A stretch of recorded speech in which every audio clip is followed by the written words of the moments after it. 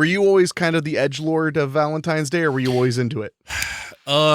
We have talked about it before. It's a little bit of both, because like it's not easy for me to pinpoint the first time that I was not with somebody on Valentine's Day, or what was with somebody on Valentine's Day, because I spent so many by myself. Right. I literally think it probably wasn't until 2014 that I actually like had a date on Valentine's Day. 2014. 2015, I would imagine. Yeah. And that's so at that point you were 15 years old. No, that one point I would have been 21, 22. So yeah, we're talking like it wasn't until my 20s that I really didn't vehemently hate Valentine's Day. Like, now that's not to say that like for classrooms and whatnot, like for the Valentine's Day parties, that I didn't get into that stuff. Like, and you got handed the I choose you Valentine card. That one, I mean, I remember at one point too, I had volunteered to be the DJ for like our 4th or 5th grade Valentine's Day party, like in elementary school. And I thought it was so cool, like that I cut out like paper hearts and like put them on my knees. And like I dressed up like a Valentine's Day heart DJ, basically. You dressed up like the Valentine version of that Matthew Lesko guy with the question mark saying, exactly. "Do you have government grants?" Yes. But yeah, to answer your question, it's only been probably in the last decade that I've really softened up on Valentine's Day, I would say. Okay. It wasn't that I was like ever fully like fuck this holiday against it or anything like that. Were you one of those like, this is a Hallmark holiday? Not until my later teens. Like I really just didn't give it really much thought for the most part. Okay. It wasn't until that like I was like had my first apartment, and like I remember like the first like Valentine's Day that I had my apartment, that I was like, I'm going to go to Kroger. I'm going to get myself some sushi, a bottle of wine, and something sweet. Come back here and watch Valentine's Day, Valentine, and My Bloody Valentine. In that order, always? Something along those lines. I would usually end with My Bloody Valentine, because that was always my favorite. And Valentine's Day 2010, I didn't really start putting in my rotation till probably 2011. Which one? Valentine's Day, the movie. It would be weird if you put it into the rotation before it came out. I mean, it would be an amazing accomplishment. Actually, no, to be honest, that was probably the first year that I did that whole sushi wine for myself, was probably the first time that I watched Valentine's Day after having previously seen it with my mom. I was never a big opponent of Valentine's Day. Yeah. It sounds to me like you weren't much for dating when you were younger. Yeah, no, it took a bit, because I'm trying to think. Like, I didn't have like a very serious girlfriend really when I was in high school. I went to dances with dates that I had, but as far as like actually dating somebody, that probably didn't really come until college. I mean, there were I'm sure you had like a girlfriend here or there, but it might be like 6 weeks, 8 weeks. It was like the Wonder Years. And even in college, it really wasn't until midway through college that I actually kind of started taking dating seriously. But at that same time too, like I had a lot of heartbreak and shit to learn and go through to grow as a person. You alone.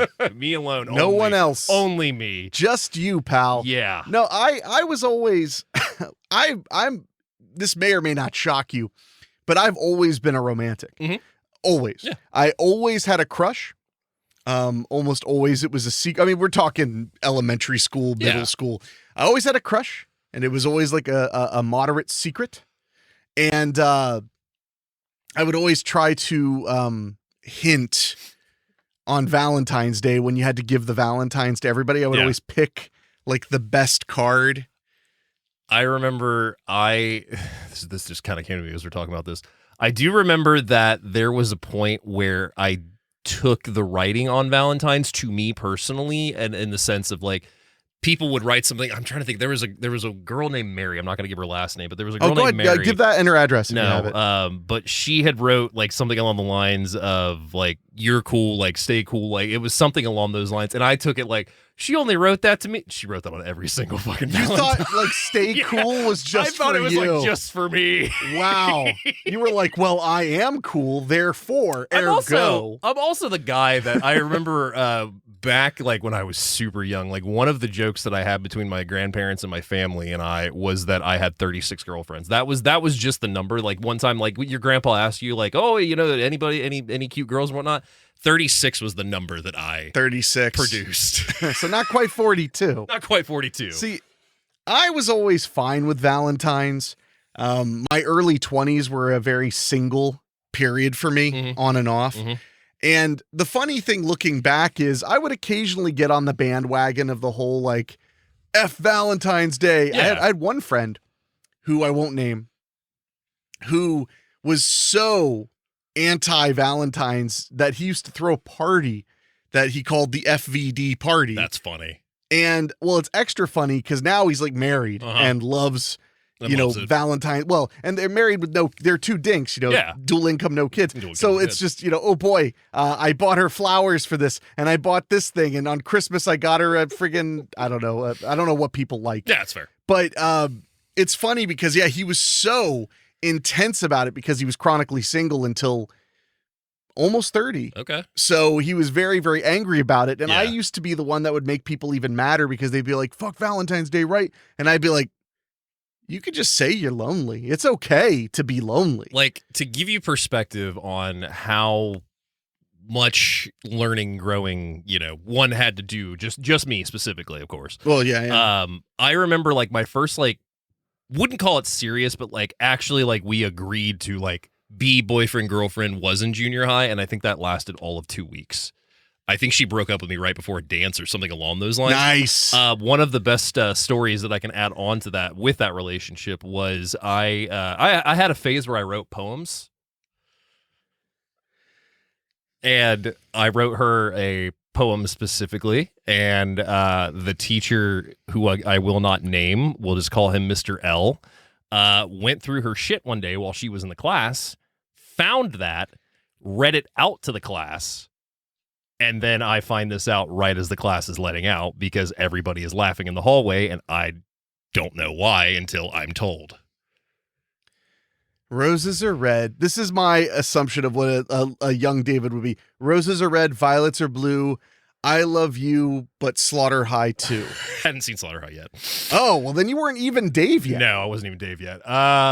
It was something along the lines of very cheesiness. Like, I gave her like one of my favorite bracelets and one of my favorite necklaces. And I remember one and you line were together like 2 weeks. Yeah, one of my lines that I can remember is "So I extend my bracelet to you." Was like probably the cap off on it. I literally have no shame on this podcast. Like it fucking pours out of me as soon as we get on these mics. Well, you're lucky that I'm nice enough to ask the nicer things in general.